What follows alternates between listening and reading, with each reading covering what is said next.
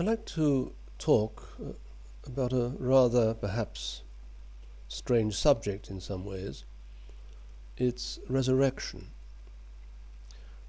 Now, I don't mean here specifically the resurrection with a capital R in the major religions. I'm not going to speculate about how the human body can be resurrected in a future life. What concerns me, on the 40th anniversary of my mother's death, is can we have or experience a resurrection in our minds that brings to us those that we love, a revitalization of these people, essentially, or is it just some kind of illusion?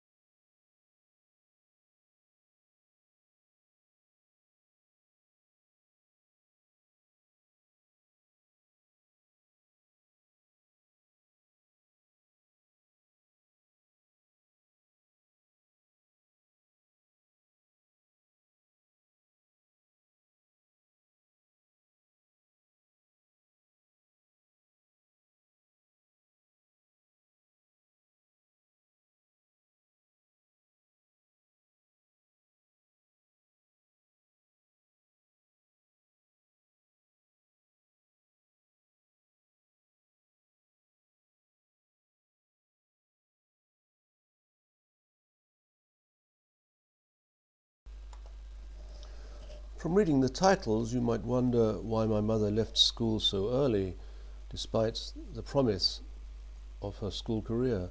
Don't forget, in those days, there was the threat of depression and so forth. In fact, my mother became a tracer for the Admiralty in London. Her father had served in the Navy and was in fact a crack marksman. I remember as a boy handling his many medals and commemorations. I remember as a child my mother's home. Her mother was a very homely and friendly, gracious person. Her father, very correct and dapper, but from what my mother told me once, he did have one rather strange obsession, and that was with onions. And woe betide if any of his onions became dislodged from the bag where they were hanging. And once my mother brushed past them and they all fell on the floor, and she became petrified. What could she do? So she replaced them all in the hope her father wouldn't detect that anything had happened. But he did see one onion on the ground and cursed at the dog. "If that dog does it again, there's no telling what I'll do." These little incidents stick in the mind. My mother did tell me one or two snippets of information about her job with the Admiralty.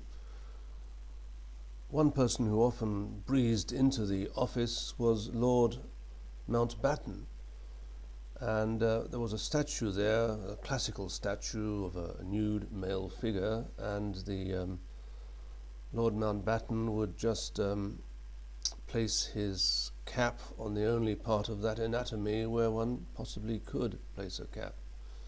She also told me of an incident where they played a trick on somebody, giving him a bar of chocolate, which was a laxative, and that person was not seen for several hours. Obviously, he was in the region of the toilet. But those little incidents amuse one. When the war came, my mother with the rest of the staff were evacuated to Bath. My mother has had very, very pleasant memories of that very beautiful classical town.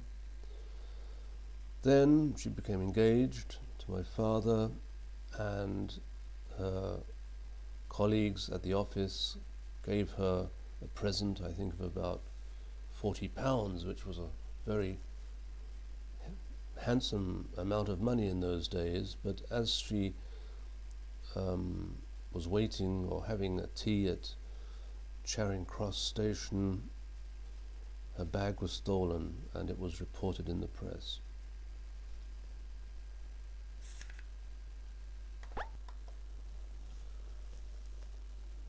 As you probably know, video clips only have a duration of 10 minutes, and so my project of rendering my reminiscences and combining them with pictures and poems will occupy more than the space of one clip. So perhaps I can wind up my report on my mother's maiden days. As she said herself, she didn't get married so early, as some people did more often in those days than now, maybe. But she didn't regret that, because she could pack in a great deal of fun. Perhaps I can conclude this section by telling you about her friend Stella. I knew Stella because she would come to our home. She had a very wry sense of humor. She and my mother spent a vacation in Interlaken, Switzerland, and obviously they had a very fantastic time in that beautiful spot. But Stella, unfortunately, was jilted on the very day of her wedding. Her prospective bridegroom just didn't turn up, and so she had a rather negative attitude to men, I think, quite understandably so. So now I will come on to the next section, which is to do with her married life and my father. I start with my mother because of the anniversary of her death 40 years ago. But my father, Linton Scutts, was also a Gravesender. He was born in 1915. They met, strangely enough, at the forerunner organization of the Young Conservatives. I think it was called the Imperial Club or something. Ironic, because my father became a devoted socialist and trades unionist and almost became elected to Parliament. But that and all that I can tell you in the next clip. Thank you for your interest.